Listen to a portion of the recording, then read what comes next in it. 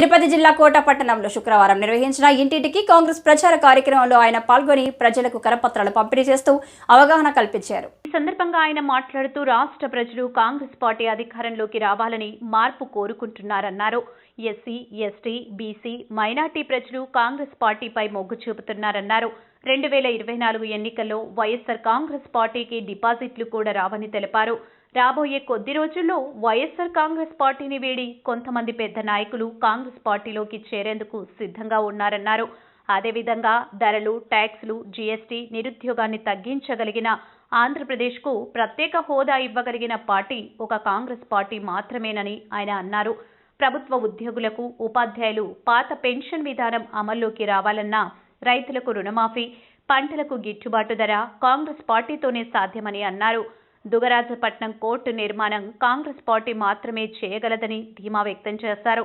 ఆయన వెంట కాంగ్రెస్ పార్టీ నాయకులు పంటా శ్రీనివాసులు రెడ్డి, కోట మండల అధ్యక్షురాలు సుధా, కార్యకర్తలు పాల్గొన్నారు. ఇంటింటికి కరపత్రాలు పంచడం జరుగుతూ ఉంది. ముఖ్యంగా కాంగ్రెస్ పార్టీ పేదవాళ్లలో గుబులు మళ్ళింది, బాగా మళ్ళింది గుబులు. ఎస్సీలు, ఎస్టీలు, మైనారిటీలు 30% ఉన్నటువంటి వీళ్ళు, 30-35% ఉన్నటువంటి వాళ్ళు ఈరోజు జగన్ ప్రభుత్వం కంటే కాంగ్రెస్ ప్రభుత్వమే మేలు అని కోరుకుంటున్నారు, అనుకుంటున్నారు.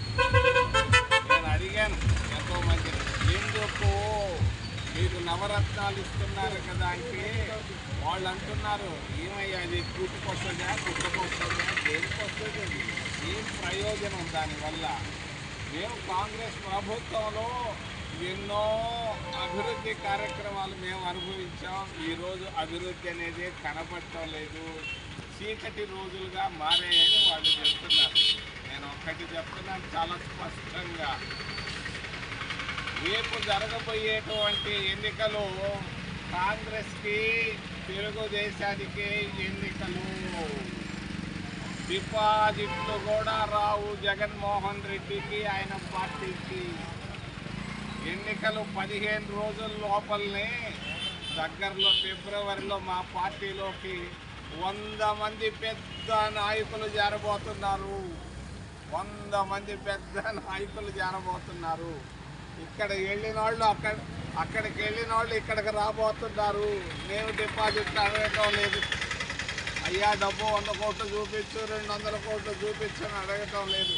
మేము చూపిస్తున్నది ఒక్క ప్యాంప్లెట్టే, మేము చేసినటువంటి అభివృద్ధి, మేము సాధించినటువంటి పరిస్థితుల గురించి చెప్పుకుంటూ పోతున్నాం.